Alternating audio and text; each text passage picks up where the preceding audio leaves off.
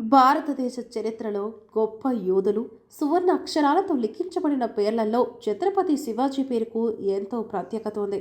ఆయన పేరు ఉంటే హిందూ మతం ఉత్సాహంతో ఉప్పొంగిపోతుంది.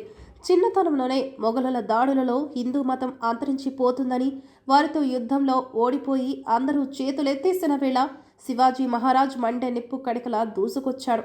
మొఘల్ రాజులతో ఎంతో విరోచితంగా పోరాడాడు. అందుకే హిందూ మతాన్ని కాపాడిన ఘనత ఒక మరాఠా మహారాజ్ శివాజీకే దక్కుతుందనడంలో ఎలాంటి అతిశయక్తి లేదు. అందుకే ఆ యోధుడి జన్మదినోత్సవాన్ని భారతదేశ వ్యాప్తంగా ఒక పండుగలా జరుపుకుంటారు. ముఖ్యంగా మహారాష్ట్రలో ఒక పండుగలా నిర్వహిస్తారు.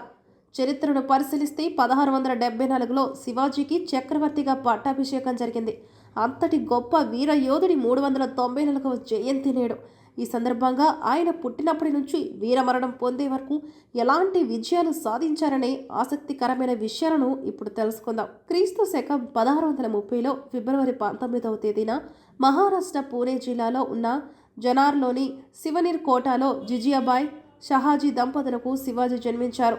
ఆయన తల్లి క్షత్రియ వంశీయురాలు.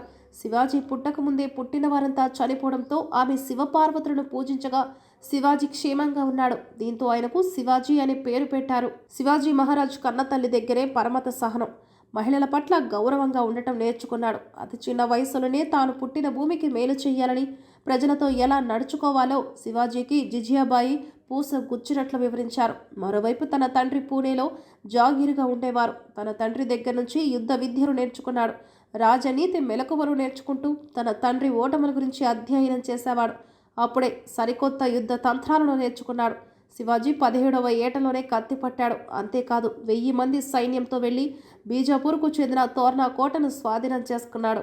ఆ తర్వాత 3 ఏళ్లలోపే రాజ్గఢ్, కొండన ప్రాంతాలను చేజెక్కించుకొని పూణే ప్రాంతాన్ని తన స్వాధీనంలోకి తెచ్చుకున్నాడు.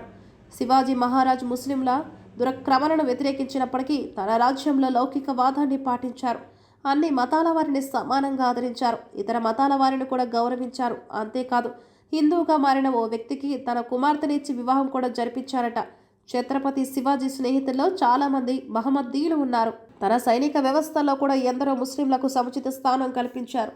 యుద్ధంలో భయంకరమైన అఫ్జల్ ఖాన్ ముందుగానే శివాజీ యుద్ధ తంత్రాలను, గెరిల్లా యుద్ధం గురించి తెలుసుకొని శివాజీని రెచ్చగొట్టేందుకు తనకు ఎంతో ఇష్టమైన దుర్గామాత దేవాలయాన్ని కూలగొట్టాడట. అదే సమయంలో శివాజీ కుట్రలను పసిగట్టి తనను సమావేశానికి ఆహ్వానిస్తాడు. అదే సమయంలో శివాజీ మహారాజ్ ముందుగానే తన ఉక్కు కవచాన్ని వేసుకొని చేతికి పులిగోర్లు ధరించి అక్కడికి వెళ్తాడు. అందులో శివాజీ, అఫ్జల్ ఖాన్ కేవలం అంగరక్షకులతో మాత్రమే హాల్లోకి వెళ్తారు. అక్కడ అఫ్జల్ ఖాన్ శివాజీని కత్తితో పొడిచేందుకు ప్రయత్నించగా తన పులిగోర్లతో శివాజీ అఫ్జల్ ఖాన్ ఖతం చేస్తాడు. అందుకే ఆయనను మరాఠా యోధుడు ఛత్రపతి శివాజీ మహారాజుగా పిలుస్తారు.